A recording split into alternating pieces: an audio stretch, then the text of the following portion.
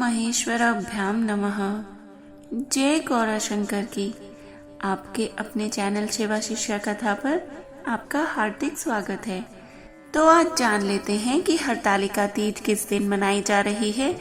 इस तीज को हरतालिका तीज क्यों कहा जाता है, इसका महत्व क्या है, व्रत के नियम क्या हैं, वे सरगई तथा पारण का समय क्या है। हरतालिका तीज हर साल भाद्रपद माह में शुक्ल पक्ष की तृतीया तिथि को मनाया जाता है। इस त्योहार में मां पार्वती और भगवान शिव की विधि विधान से पूजा की जाती है। हरतालिका व्रत में सुहागिन महिलाएं अपने पति की लंबी आयु और सुख सौभाग्य की कामना के लिए व्रत रखती हैं। वहीं कुछ जगहों पर कुंवारी लड़कियां भी अच्छा वर प्राप्त करने के लिए यह व्रत रख लेती हैं। इस व्रत को बेहद ही कठिन माना जाता है, क्योंकि यह एक निर्जरा व्रत है और पारण पूरा 24 घंटे के बाद किया जाता है। इस दिन महिलाएं बिना अन्न जल ग्रहण किए पूरे दिन निर्जल व्रत रखती हैं। हरतालिका तीज खास तौर से उत्तर भारत के राजस्थान, उत्तर प्रदेश, मध्य प्रदेश, बिहार और झारखंड में बहुत धूमधाम से मनाया जाता है।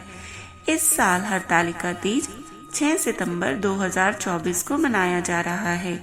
आइए सुन लेते हैं इससे जुड़े नियम और पूजा का शुभ मुहूर्त कब है। हरतालिका तीज की व्रत तिथि। हरतालिका तीज व्रत भाद्रपद महीने के शुक्ल पक्ष की तृतीया को रखा जाता है। हिंदू कैलेंडर के मुताबिक इस तिथि की शुरुआत 5 सितंबर 2024 को दोपहर 12:21 पर शुरुआत है और समापन 6 सितंबर 2024 को शाम 3:01 पर होगी। इसलिए उदया तिथि के हिसाब से यह व्रत 6 सितंबर 2024 शुक्रवार को रखा जाएगा।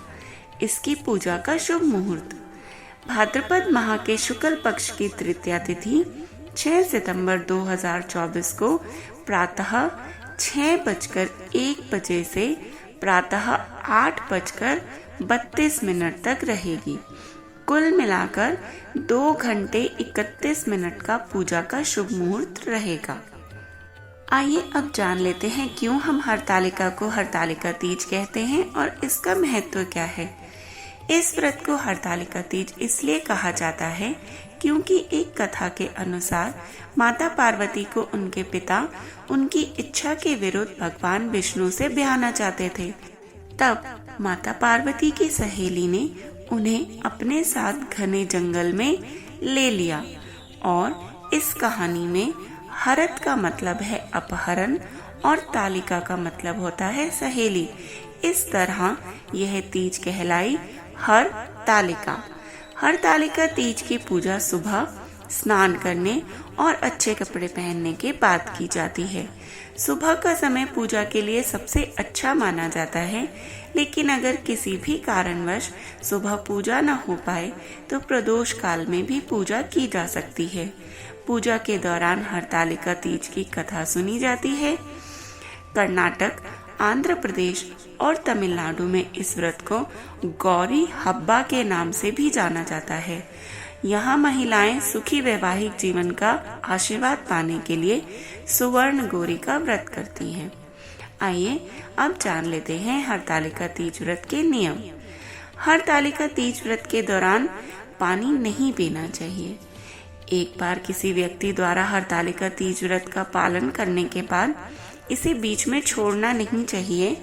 इसलिए यह व्रत अति सोच समझकर और विचार कर ही लें। यदि सूतक या महावारी आदि के कारण पूजा न कर पाए तो भी व्रत अवश्य करना चाहिए। हालांकि कथा और पूजा पाठ दूर बैठकर कर लेनी चाहिए।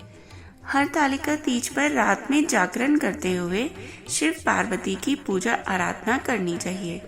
आइए अब जान लेते हैं कि सरगई कब खाएं और पारण कब करें। तो पहले इसका महत्व जान लेते हैं। तीज और करवा चौथ जैसे व्रतों में सरगई का खास महत्व होता है।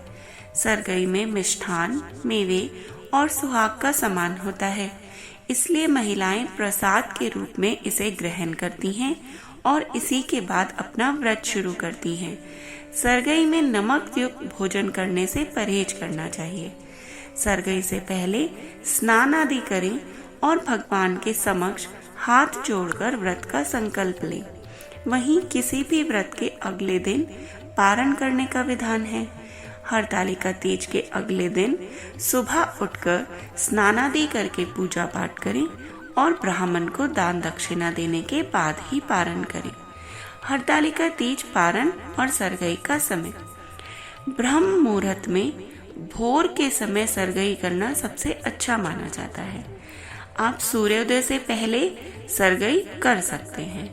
वहीं हरतालिका तीज का पारण चतुर्थी तिथि लगने के बाद ही करना चाहिए, अर्थात अगली सुबह चतुर्थी लगने के बाद आप किसी भी समय पारण कर सकती हैं। हरतालिका तीज की सरगई और पारण में क्या खाना चाहिए? देखिए, सरगई में आप ताजे मौसमी फलों के जूस, नारियल पानी, नारियल, मेवे, मिठाई, खीर आदि खा सकते हैं। वहीं पारण करने के लिए सबसे पहले भगवान को चढ़ाया गया भोग खाना सबसे अच्छा माना जाता है। इसलिए पूजा में चढ़ाए गए भोग से ही अपना व्रत खोलें। हरतालिका तीज के व्रत की पूजा विधि। हरतालिका तीज के दिन सुबह स्नान आदि के पश्चात भगवान शिव, माता पार्वती और गणेश जी की मिट्टी की प्रतिमा बनाएं।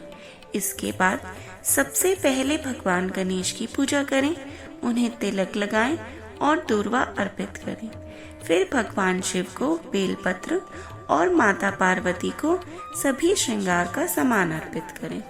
इसके बाद सभी भगवान को वस्त्र आदि अर्पित करें।